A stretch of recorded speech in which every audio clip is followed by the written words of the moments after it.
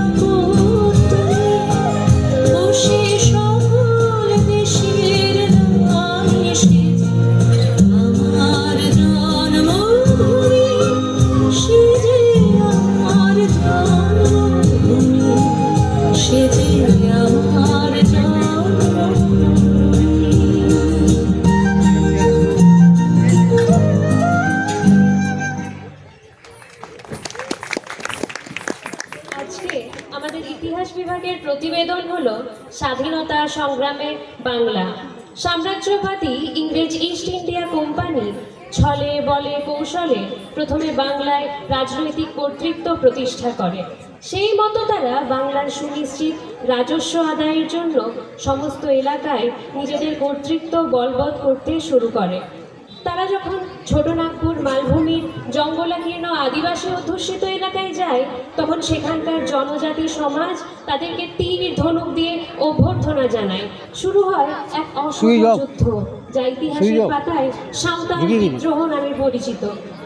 হাজার হাজার জনজাতি নরনারী এই সাম্রাজ্যবাদী শক্তিকে পরাভূত করার জন্য এগিয়ে আসে।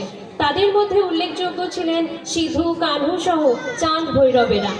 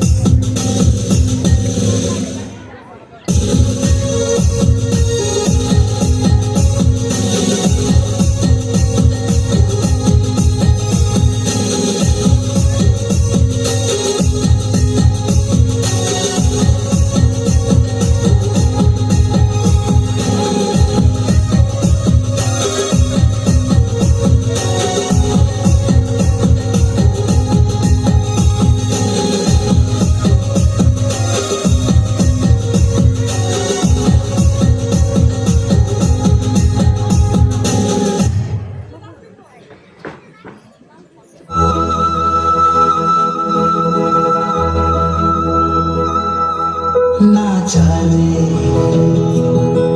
निधन रे नितसी ओ नो आदि समरे रे रे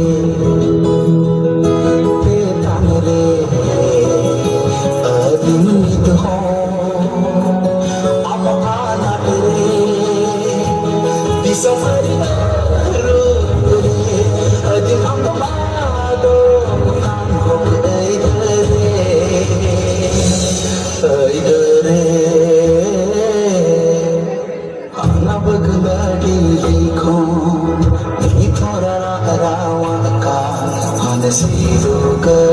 भूलो जानो माया लिंका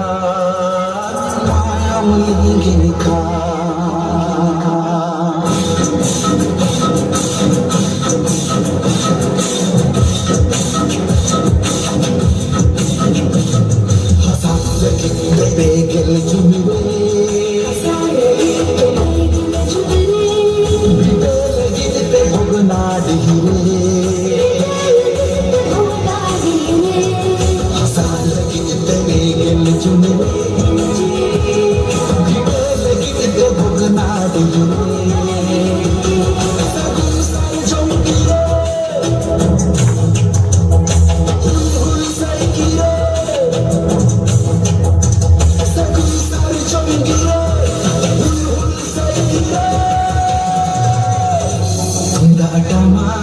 सार कपीते अमन साजा सापड़ावले तुंदा कमा सार कपीते अमन साजा सापड़ावले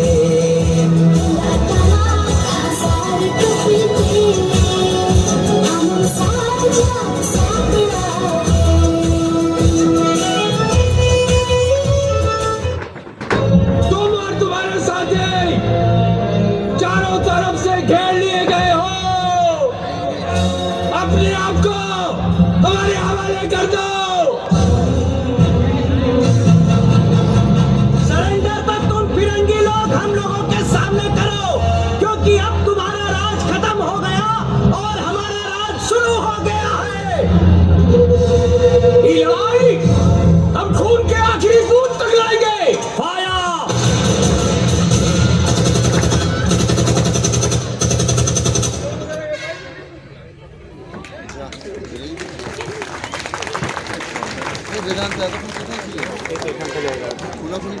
তখন বিংশ শতকের শুভারম্ভ। বিশ্বের চারিদিকে মার্কস, লেনিন, রুশো, ভলতেয়ার, লকের চিন্তাধারা সমাজের যুবকদের মধ্যে এক নতুন জাতীয় চেতনার সঞ্চার হচ্ছে। যদিও ভারতবর্ষে কংগ্রেস পরিচালিত রাজনৈতিক পরিচয় তখন তৈরি হয়েছে, তবে যুবকদের মনে তাদের আন্দোলনের মতাদর্শ ও পদ্ধতিতে বিশ্বাসযোগ্য হয়ে উঠছে না। সমগ্র ভারতবর্ষে ব্রিটিশ শাসিত দানবীয় দণ্ড তখন মুখ গহ্বরের ভিতরে নিশ্চিত স্বাদ আস্বাদন করছে। ঠিক এইরকম এক অতি মানবিক বিকাশে ও আত্মবলে বলীয়ান হয়ে বাংলায় যুবকরা ও কান্তিবীর বিপ্লবীরা ব্রিটিশ শক্তিকে উচ্ছেদ করতে এগিয়ে আসে। তাদের মধ্যে উল্লেখযোগ্য ছিলেন ক্ষুদিরাম বসু, প্রফুল্ল চাকি, বিনয় বাদল দীনেশ, প্রীতিলতা ওয়াদেদার, রাসবিহারী বসু প্রমুখেরা।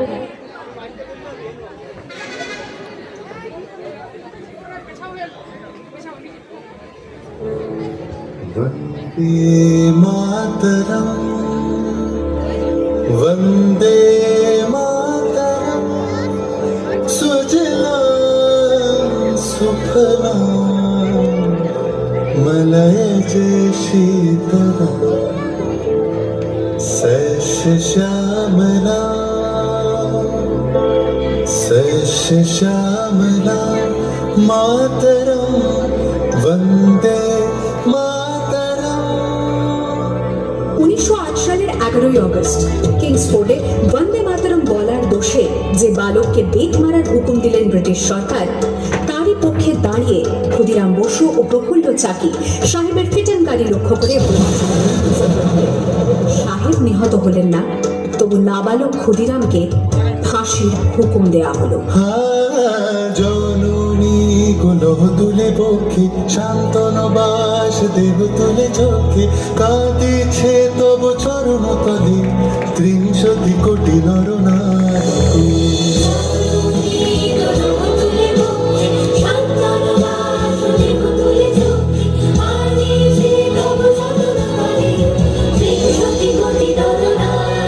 খোকা, ওই খোকা, তুই কোথায় যাচ্ছিস বাবা? কোথায় যাচ্ছিস আমাকে ছেড়ে? তুই কি আর ফিরবি না? একবার বিদায় দে মা, ঘুরে আসি। একবার বিদায় দে মা, ঘুরে আসি। হাসি হাসি করব হাসি, দেখবে ভারতবাসী। তুমি হাসি হাসি করব হাসি, দেখবে ভারতবাসী। একবার বিদায় দে মা, ঘুরে আসি।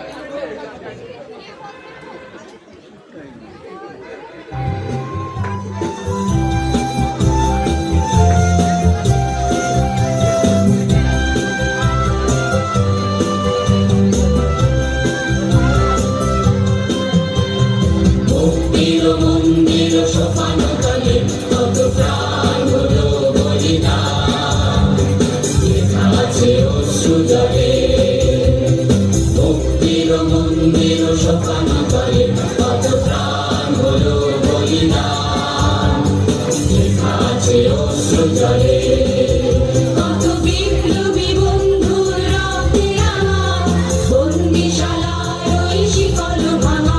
কত বিপ্লবী বন্ধুর রক্তে আমার বন্দিশালার ওই শিকল ভাঙা। তারা কি ফিরিবে আর, তারা কি ফিরিবে আর সুপ্রভাতে, যত তরুণ অরুণ গেছে আস্থা চলে মুক্তির মন্দির সোপান তলে। কত প্রাণ হলো বলিদান, লেখা আছে অশ্রু জলে।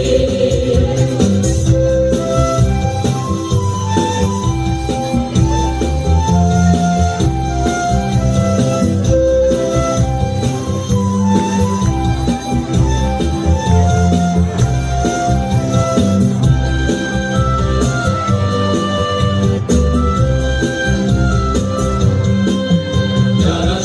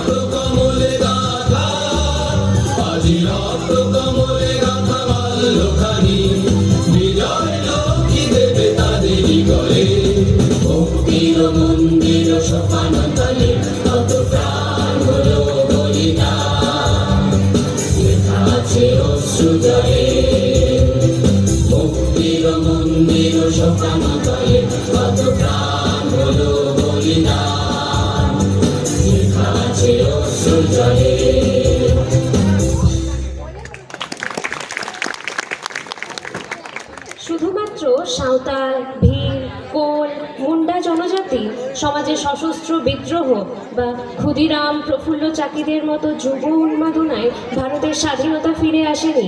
এর সঙ্গে জনগণের এক স্বতঃস্ফূর্ত যোগদান মুখ্য ভূমিকা পালন করেছিল। জনগণের স্বতঃস্ফূর্ত আন্দোলনে মহাত্মা গান্ধীর বলিষ্ঠ নেতৃত্বের কথা আমরা সবাই জানি, তবে কোনোদিনই ভুলতে পারি না বীর বীরাঙ্গনা মাতঙ্গিনী হাজরার কথা। একজন বৃদ্ধার মনে ব্রিটিশ শাসনের বেড়াজাল থেকে দেশবাসীকে মুক্ত করার যে ব্যাকুলতা লক্ষ্য করা গেছে এবং জীবনের শেষ নিঃশ্বাস পর্যন্ত দেশের পতাকাকে মর্যাদাপূর্ণরূপে বীর সৈনিকের মতো উত্তীর্ণ করে রেখেছিলেন।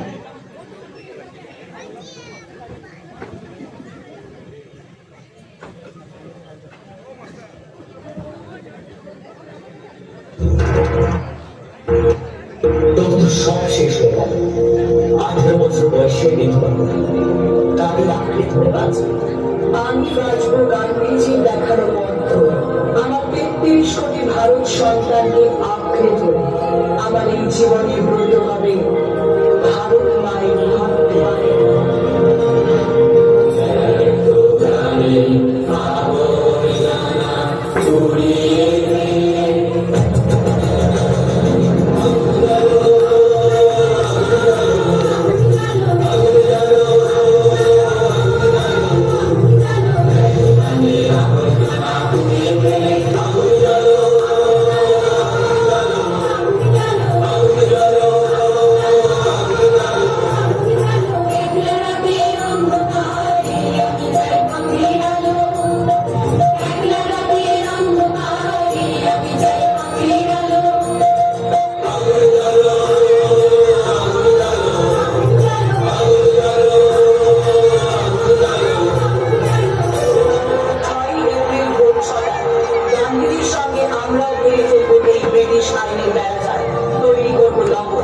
যদি মৃত্যু আসে করবো তাকেও বড়, তাকেও বড়।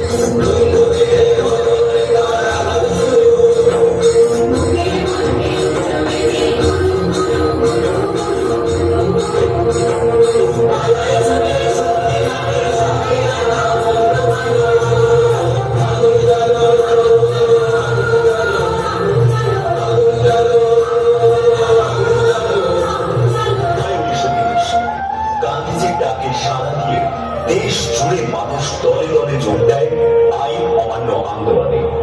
শুরু হয় ডান্ডি অভিযান।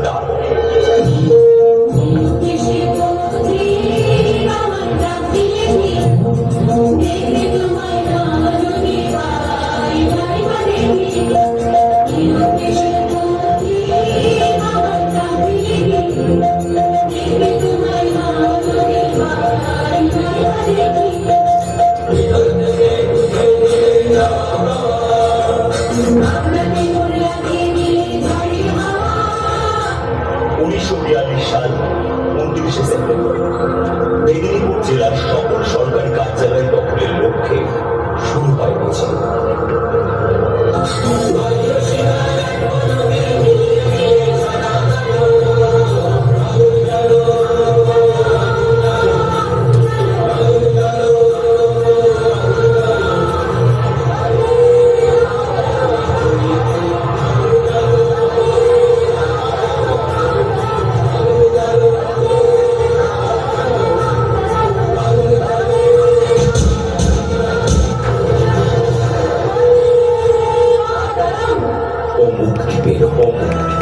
মুক্তি আমি সেদিন পাবো যেদিন আমার দেশ না মুক্তি পাবে। আমার 33 কোটি সন্তানেরা স্বরাজের মুক্তির নিঃশ্বাস নেবে। জাতীয় পতাকার মর্যাদা রক্ষার্থে অকাতরে নিজের প্রাণ দিয়েছিলেন 72 বছরের মাতঙ্গিনী হাজরা। Oh